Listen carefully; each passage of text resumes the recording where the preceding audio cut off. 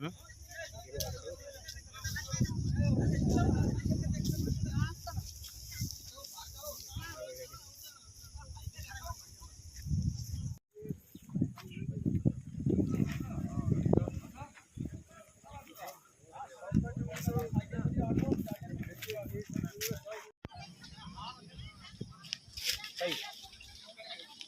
तुझे देखते हो समझे गई दाड़ा जाओ दाड़ा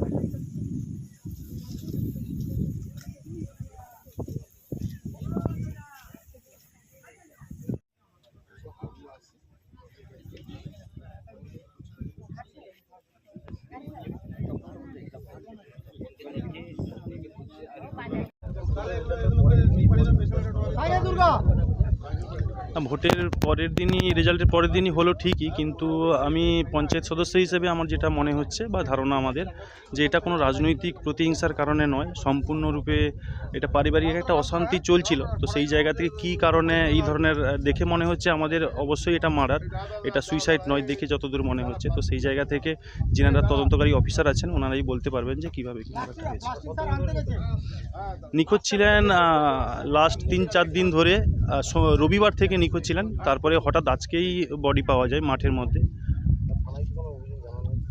থানায় অভিযোগ জানানো হয়েছিল না কাল পর্যন্ত, আজকে জানি না আজকে অভিযোগ জানানো হয়েছিল কিনা। কাল পর্যন্ত কিন্তু কোনো রকম অভিযোগ জানানো হয়নি, বিষয়টা আমাদের সেরকম নজরে ছিল না।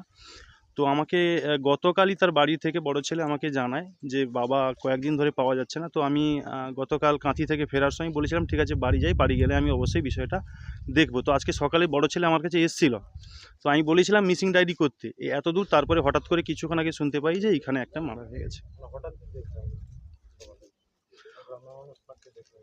গ্রামের মানুষ হঠাৎ করে এখানে যিনারা কাজে এসেছিলেন, বাদামের মাঠে কাজে এসেছিলেন, ওনারাই দেখলেন যে এইখানে একটা বডি পড়ে আছে, এখান থেকে একটা দুর্গন্ধ বেরাচ্ছে হালকা হালকা। তারপরেই এইখানে জমায়েত হয়। ওনার নাম শিবু মণ্ডল।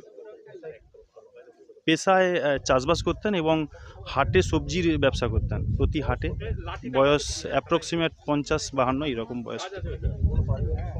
পারিবারিক সমস্যা বিবাদ চলছিল, তো কী কারণে মার্ডার সেটা এই মুহূর্তে বলতে পারছি না। জেনারেল তদন্তকারী অফিসার ওনারাই বলবেন।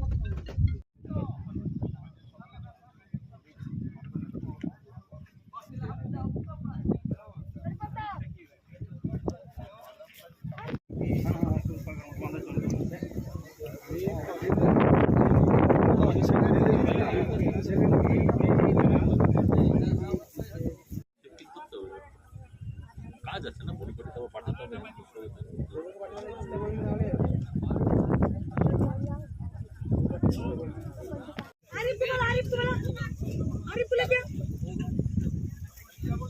বের করবে কি? আরো পারে না কাজ মানে আর বাইরে চিন্তা লইছো আর দেখতে না বলে কথা নিয়ে যা যা কর্ম করে বাবা যা।